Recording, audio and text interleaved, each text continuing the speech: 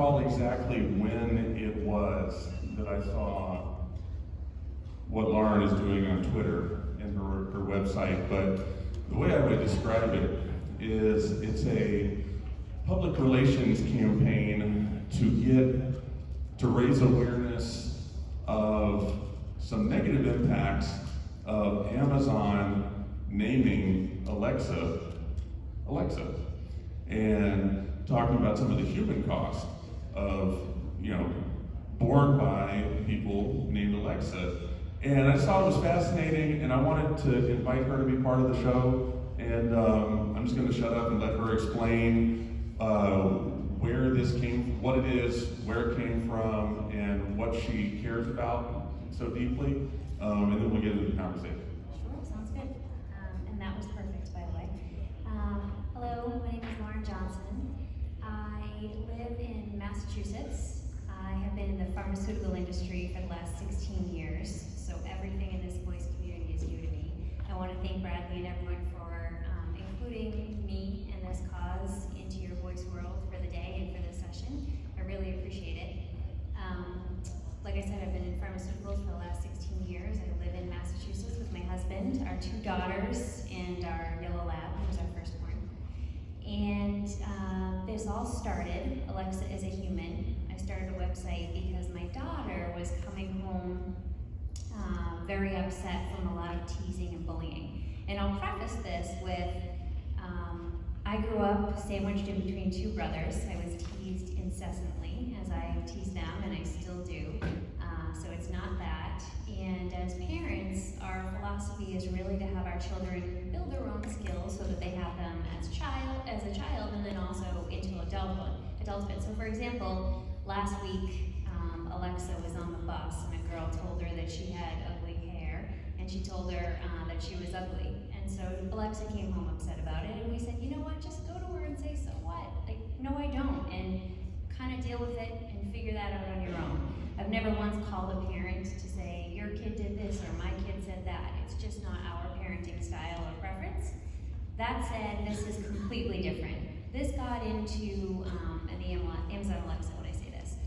So she's teased on the bus every day. Kids will yell out at her across the bus and say, Alexa, bark, or Alexa, do my homework.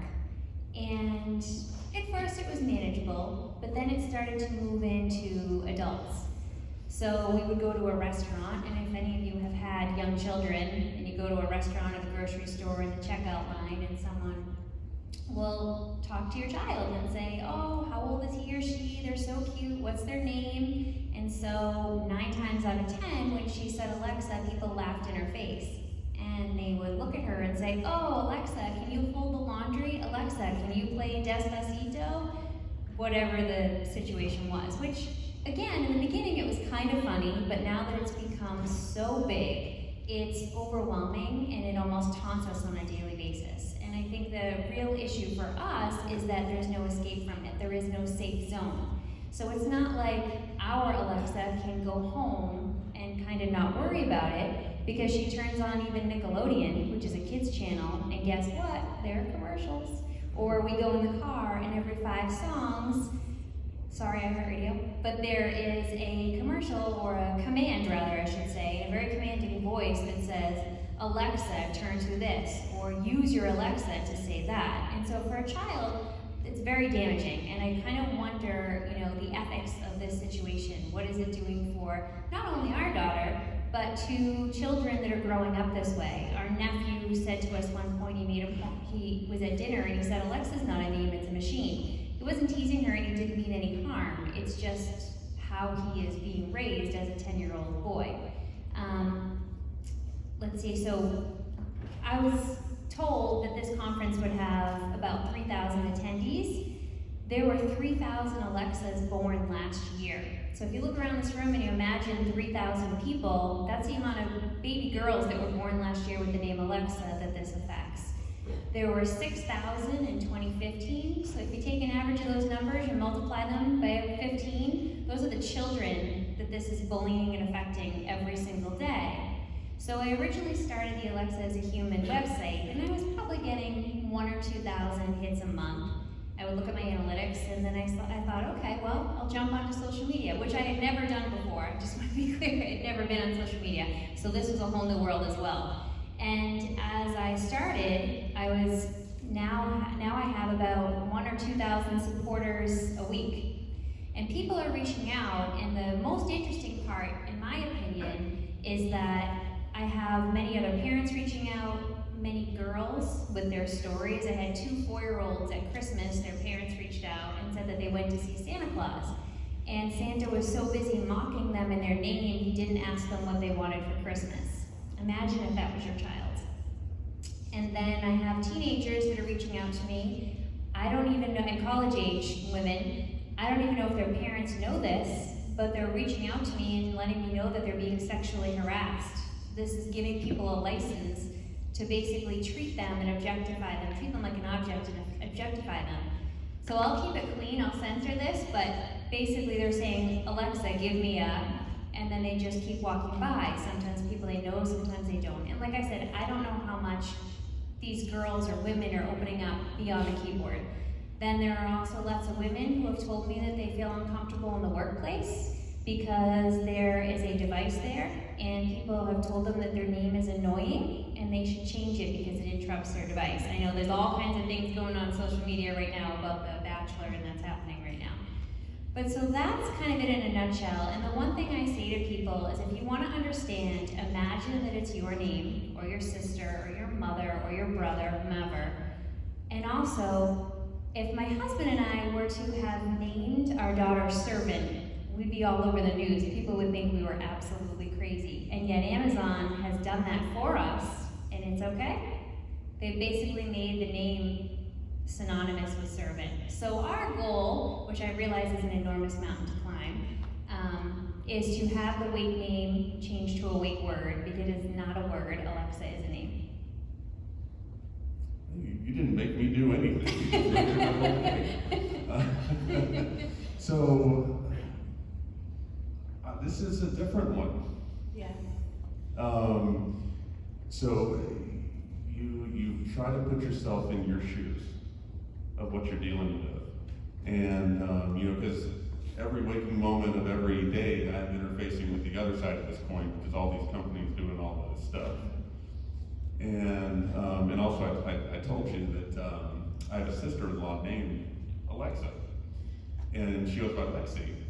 And I've never heard her talk about it, but I asked her about it before we were going to get together, and she's like, yeah, all things considered, I kind of wish it were different, and it's sort of unclear to her what could be done about it, but she doesn't follow it that closely. So, thank you for sharing your story. And I guess my follow-up to that information from you would be, have you attempted to, outside of prior to Project Voice, have you attempted to speak or communicate with Amazon executives on this, and what sort of reaction, if any, did you get? I did, thank you. I did try and reach out, of course. That was the first thing that I did. So if you go on to Alexa as a human, if you go to my website, you'll see the letter I wrote to Amazon. I did receive a response, but it was basically an automated response. It was from a tech support saying, like, we're so sorry you're going through this. We will escalate this and raise it up. And that was the last I ever heard, which is why. That's not a response. Which is exactly, why I decided to not get mad or angry, but do something about it and create the website. So that's how that started. And I will say, not just Amazon, but just kind of generally, the knee-jerk reaction when people hear this is like, okay, drama queen. But when you really spend 5 minutes to think about it, look into it, and imagine you're in that position, people are like floored by what's happening. Because I think, I read a lot about how the name came about, and I love the technology. The technology is amazing. Everything from, thermostats to, everything is on. I don't know about the Kohler in the shower and the new bed with Alexa. I'm not sure how I feel about that, because that's not going to go well for my cause. But, and I don't fault Amazon. I don't fault even Amazon Lab 126. I just think that it should have been a little bit more well thought out, and we really have to consider the ethics here. But like I said, so the first reaction is typically negative, but when people look into it, they're like, ooh, wait a minute, this is a problem. Which was precisely my reaction. Yeah, so, you know, I was like, you know, we got to cover this because there's something unique about this. And where else, other than a conference that calls itself Project Voice, are you going to learn about this? But I'm fascinated, and we talked yesterday just about, you know, Amazon is one thing, and we give them a lot of credit. They've shown a lot of leadership in the market. They've done a lot of things to push voice forward. But you can never predict what their response is going to be. But where I think you've got an easier win to achieve is everybody else. So everybody is now getting into voice. There's been, you know, talk. Is Google Assistant going to change the name to a human name? You know, Samsung's doing its thing, Microsoft's doing its thing, and then you've got all these niche players as well. And of course, Apple with Siri, which I guess is a female name. Mm-hmm. But this whole thing is exploding. And I think the real opportunity for you, at least in my eyes, is, and then we'll open it to questions just for a couple of minutes, is you're essentially putting the head on the pole outside the gate. And you're saying, look, anybody else who passes through here, you need to think about this issue. That's my interpretation. Yes, absolutely. And of course, I like the way name change. I realize that it's a giant ask that's going to come with cost and all sorts of labor. But that's the ask. Because I don't think that society will do it without Amazon doing it. I mean, even when our daughter goes on a play date, I can't ask every parent to unplug their device. And most kids have them in their room now. They have dots, they have echoes in their room. And when I don't blame the children, but when they hear Alexa's name or when she comes to the house to play, they're like, oh, I have one of those, let's go yell at it, let's go play with it, let's make it do this or that, let's make it swear, because that's what kids do. So your next, before we take the question, your next step in 2020 is what? I don't know, this is the beginning. This is what I know so far, and I'm not really sure. We appreciate you being here. If there's time, we have time for probably one question, and there's a microphone right there, someone who wants to ask one. No tomatoes. Yeah. There we go. Thank you very much, Mr. Maine. So I appreciate your conundrum. I'm a child of the 60s and 70s and Life cereal. Anybody remember Life cereal? Thank you very much. My point's been made. It hits me right here. Have you proposed to the authorities what you might want it to be changed to, provide them with a solution, not just, I have a problem, help me? And I apologize for making it that brief, but we are short on time. I'm curious, have you thought about alternatives you might want it to be?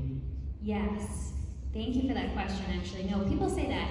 You know, people have said that about like a Storm Sandy, and the thing is Storm Sandy goes away, and Life cereal wasn't in everyone's home. So yes, 100%. But as far as a solution, the name change, I think it should be computer. I think it should be an object, something that isn't objectified. I know that they wanted an X in the name, which coming from the pharmaceutical industry and knowing what I know about naming drugs, I know that the letter X is very important. So give it a name of the letter X, like ICSI, if that's not a human name, or just the letter X, or something that is an object. I mean, a female voice, a male voice, I think obviously there's a gender issue there, but just in general, if you could choose your own maybe, but not have Alexa as the default and phase it out, that's a start. And I would love to hear what Amazon has to say. You don't feel that being able to change the name as you can now is enough? No, because I have friends that are what I would consider tech savvy. We have neighbors who have it built into their thermostat, and we have friends that have them and have Echo devices in their homes, and they can't figure out how to change it. So I said to them, why don't you just ask her? Why don't you just say, Alexa, how do you change my name? And they've tried, and they haven't been able to figure out. So I don't know enough to know. I know with that Echo or a Dot or a device you can, as far as the thermostats and some other, I don't know. But no, I don't think people will do it on their own. I think it's up to Amazon to phase it out. We admire you being here. It's akin to if I went to a conference about my wife's favorite show, The Bachelor, and tell everybody who I don't know, I hate everything you're doing. But my wife actually saw the thing about somebody on The Bachelor named Alexa, and so she was sending me an article. But we admire you being here. It's courageous is tossed around a lot. This is. Look at all these people. You're telling your story. Nobody's a mind reader. Nobody knows what anybody deals with unless they speak up. And fortunately, we were smart enough to interface with you, and we're looking forward to continue to partner with you to every way we can help the cause. Thank So you so let's very get Lauren much. around. Thank you.